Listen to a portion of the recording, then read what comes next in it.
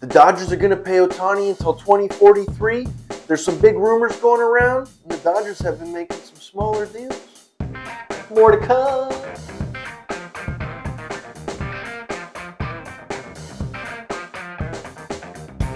Hey guys, welcome to another edition of Lad Talk. Mason,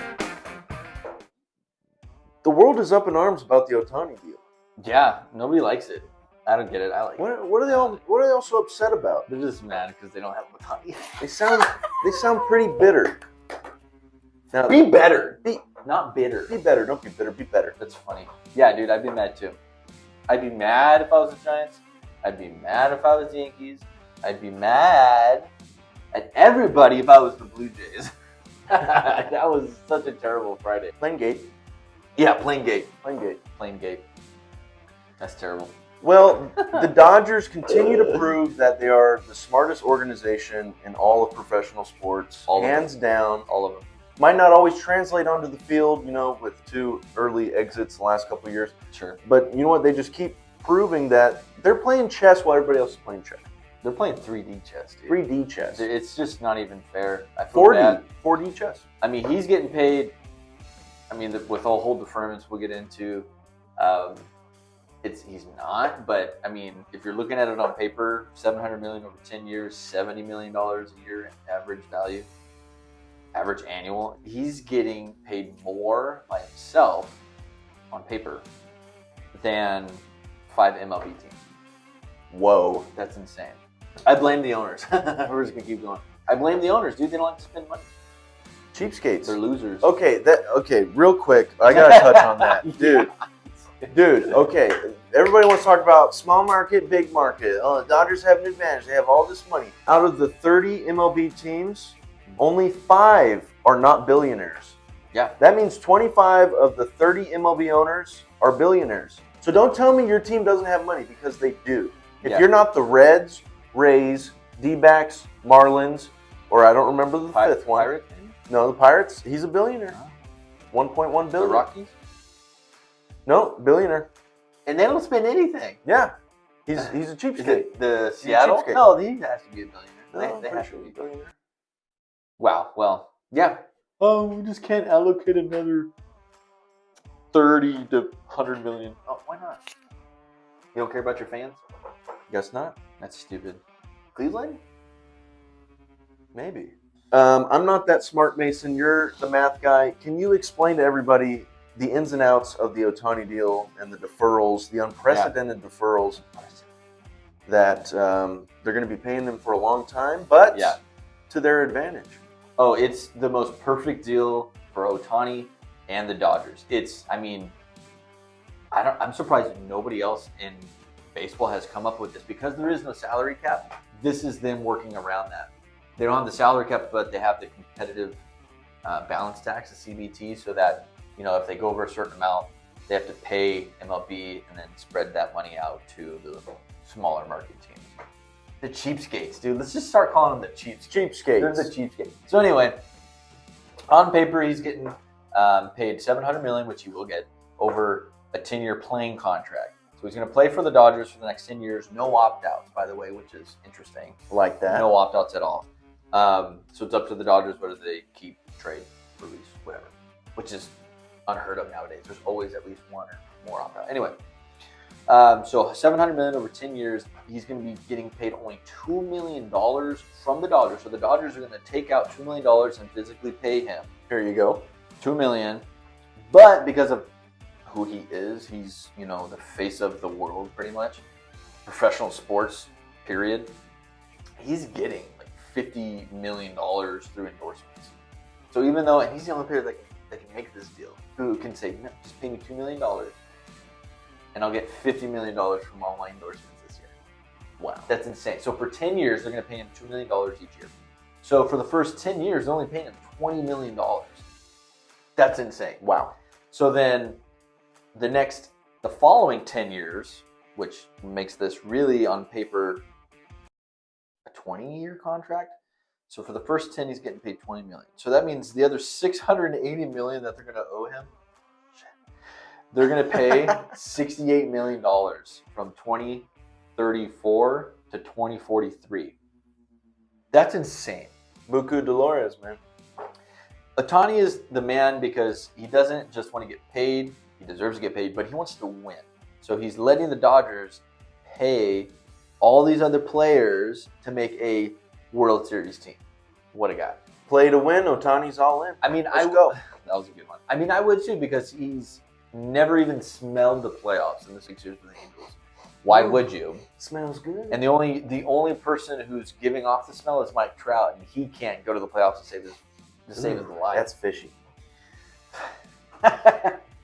Okay, so, but on top of that, so within the $2 million over 10 years, as far as the competitive balance tax, on paper, instead of it being $7 million, it's not $2. However they figure that math, on paper, the payroll, the Dodgers are paying him $46 million. Which is still a record annual value, correct? 100%. More than Mike Trout, which was, $426 million over 12 years. So that's not even $40 million a year. I think Scherzer had the highest, 43, along with Verlander. Yeah, so either way, on paper, he's getting paid. I mean, on paper, deferral or not, he's getting paid the most out of anybody in baseball annually. But which helps the Dodgers. So instead of it being $70 million on the spreadsheet, it's only $46 million, which allows them, which is $25 million less, which helps them substantially to be able to go out and try to sign another player, which that's only to stay under the CBT. The Dodgers can afford it to go over. And I hope that they do because they need to win. I'm tired of it. You're tired of it. All the Dodgers fans are tired of winning one game in the last 6 playoff games. That's terrible. What do they need, Mason? What do they need now? They need starting pitching like no other. Well, let's talk about that because we got a rumor today that... And I'm happy for rumors, but this one's terrible. And, most rumors, carry them with a grain of salt. Sure. They don't really add up to anything. Until you see that breaking news banner on the MLB app, it's probably not a for sure deal. It's 100% not for sure, but there's a lot of different there's a lot of different sources that we're talking about. So it seems like it's more and more likely, which is not good. Go ahead. Why is it not good? Anyway, there's talk of a trade that would send Tyler Glasnow and Manuel Margot from the Tampa Bay Rays to the Dodgers in exchange for right-handed pitcher Ryan Pepio and prospect outfielder Johnny DeLuca, who we saw a little bit of last year. Had some plate appearances late in the year. Does hit the ball hard. Kind of reminds me of Kike a little bit with the swing. Sure. But anyway, the reason that we don't like this deal, Tyler Glasnow is made of glass. Yes. What do you mean by that?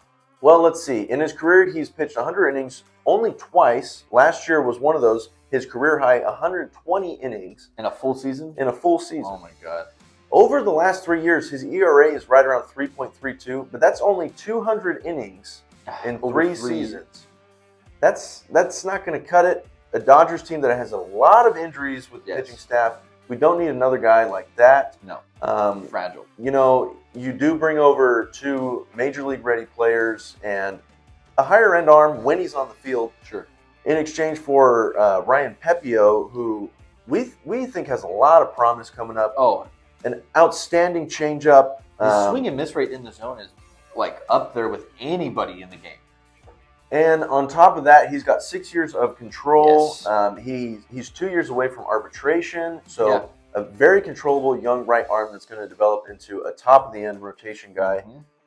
Outstanding swing and miss stuff. Glasnow, he's just, in his career, he's got an ERA of almost 4.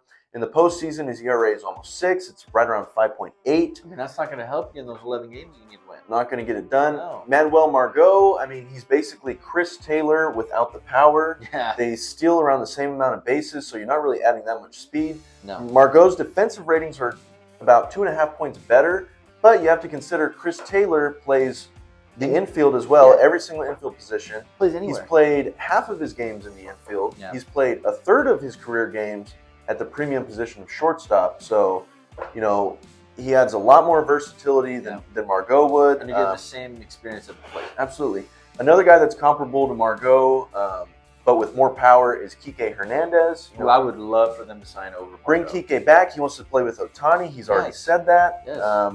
Kike can also play the infield as well as the outfield. At an all-star level. Gold Glove type defense there. His defensive ratings are better than Margot, and he's also a better hitter. Yeah, I think so. And more pop, like we said. More pop. He's not going to steal you any bases, but like I just said, with Manuel Margot, he's not going to steal you bases anyway. So I think this is a really bad deal. Yeah. I'm surprised that the Dodgers front office is even considering it. Glasnow, when he is on the field, he can be a top end guy, but that's a big if. That's a big if. I agree. I mean, I was just going to add, we've talked about it off camera too, but I mean, these bigger, lengthy, stronger guys are always hurt. Judge always hurt. Stanton's always hurt. Glasnow's always hurt. Strasburg was always hurt. I mean, it's a pattern. I don't think this is a good deal at all. Like you said, I don't know why they're even considering it. I would much rather, if you're going to trade for Burns. He's from Southern California. He would love to play here. He's got better stats, more of a workhorse than Glasnow. Actually stays on the field. I mean, Cy Young 2 years ago. I don't think Glasnow has a Cy Young, does he? No, and the closest he got, he pitched 88 innings and then had to go on the injured list when they got rid of the sticky stuff. Oh, that's terrible. And that was a whole thing there. Exactly. So don't even get me started on that. So yeah, if you're going to trade for Burns, trade for Cease, go out and sign Montgomery. I mean, these guys are, in my opinion, better on the mound and can stay on the mound versus Glasnow. So I don't know. And better, I don't love it. Better postseason track record with Montgomery last year. And he's probably going to command right around that 25 million zone, right around what Sonny Gray got, and that's what Glasnow is going to be making. So, and you only have him for 1 year, and it's only for 1 year. You give up Pepio, who's you have under control, for less money over 6 years, the next 5-6 years, versus Glasnow, who you have to pay him 25 right now, and then he's going to leave potentially. And you look at Burns, he's in his final year of arbitration. So I mean, he made around 10 million last year. He's probably going to get anywhere from 15 to 20. 20 might not be as likely because that is an arbitration deal. So a little harder to get that annual value up in arbitration rather than free agency. He's gonna be making less than Glasnow. He's a better pitcher. Yeah. He's gonna give you around 200 innings, and he's filthy. Yeah, he's amazing stuff. You'd love to have that guy in a short series. Shout out Bakersfield. Yeah, what a guy. There you go. No, he's the guy I want on the mound in the playoff game. Him over Glasnow. Any day. Absolutely. Any day. So don't do it. Not good. Don't do it. Don't do it. I hope they don't. We'll see. I was hoping that they would break the news before we came and recorded this, but we're still just, it's dangling in front of us. So hopefully it doesn't happen. What else happened? Little things. Little moves here. Things are starting to fall into place now that Ohtani has been signed. They're bringing back Daniel Hudson on a minor league deal. If he can stay out there, he's so good. Same thing with Glasnow. Okay, I'm yelling, but stay on the field. Good things will happen. He's guaranteed $2 million. There's some incentives there. He could earn an additional $2 million if he's able to make the big league club. They finalized that deal with Joe Kelly. He's going to make $8 million. He's even going to change his number from 17, which is now going to be Ohtani's number, to 99. He's going to be 99? 99. Wow. The third Dodger player to wear that number. I'm okay with that. Do you know who the other two are? Manny Ramirez and Ryu. Dude. Not even hard. What a genius. Not even hard. And there was a trade here, not insignificant trade. They trade a 2020 fan favorite Victor Gonzalez and infield prospect Jorby Vivas to the New York Yankees in exchange for Trey Sweeney. Trey Sweeney was the Yankees' first-round draft pick just 2 years ago in 2021. And he's only 23 years old, a guy that has a future with the Dodgers. Yeah. I'm sure they'll be moving him around the infield. And who knows, could be in the big league club in the next couple of years. I mean, yeah, dude, a first-round pick you get for a reliever and a prospect, pretty good. I'll take it. Sign me up. I mean, it's not going to make breaking news like Ohtani's, of course, broke the internet. But, I mean, in Friedman we trust. We just complained about them. I mean, it is, right? In Friedman we trust. He's done nothing but win and make this ball club better every single year, maybe except for last season because They were just saving money for Ohtani. But I'm okay with that because we just got Ohtani. It looks good now. It looks good. It looks so good now. I don't care what anybody says. The Dodgers aren't doing. We just did more than anybody else ever could. So put that in your hat and sit on it. I don't know what the saying is. It doesn't matter. I don't think it goes. We got Ohtani. That's all that matters. And Freeman, we trust. He knows what he's doing, making these little deals. I think it's funny that we say that and we just like roasting him about the rumors with Glasnow. That's baseball talk for you. Well, yeah, this is baseball talk. You love them, but then you hate when it just doesn't make sense. What have you done for me lately? Like the little 12-year-olds that I teach say, math ain't math. So yeah, I don't know. Love it. Trust him. Questionable at times, but in Freeman we trust. Go get Burnsy. Forget Glasnow. He's made of glass. Yeah, I would love to get Burns, dude. Burn it up. Get Burnsy. On a side note, it just, because it's in front of me, I want to talk about it. How do you think Buehler's going to do coming back? It's always shaky, that second one. It's going to be, what's crazy is, it's Ohtani's second one, too, in the last 5 years. So I don't know. The doctor who did both surgeries, actually, says that, I mean, Walker Buehler should be back to 100%. That doesn't mean he's going to throw 98 again, 99. Same thing with Ohtani said, you know, which is funny, that the doctor who did Ohtani's surgery is the team doctor for the Dodgers. Yep. So I wouldn't say We they had like insider information, but they might have had insider information to say, how's he looking, Doc? Should we pay him the money? And he said, probably. And they did. I would give him that money. Yeah, I would give him the money. So we'll see. I mean, I don't care if I don't care that he throws 100. If he comes back and throws 95, sign me up. He's going to get you 150 plus innings, and he's going to hit 40 home runs. If he can bat 300 and hit 40 home runs, it's worth the money. Sign me up. Just sign me up. Sign me up. I'm in. So yeah, I hope Buehler comes back. I hope that he can pitch with some velocity, and if he can't, he can still have his pinpoint accuracy, because not only was it that he threw 97, 98, he was throwing 97, 98 dotted. I mean, on the black. So that's what set him, that's what set him apart. That's what set him apart from everybody else, because he was just substantially better at throwing 98 and hitting his location than everybody else. Well, guys, that'll do it for us here on Lad Talk. We're glad we did it. If you guys are also glad that we did it, make sure you like, comment, subscribe. We love you guys. Let's go Dodgers. Adios.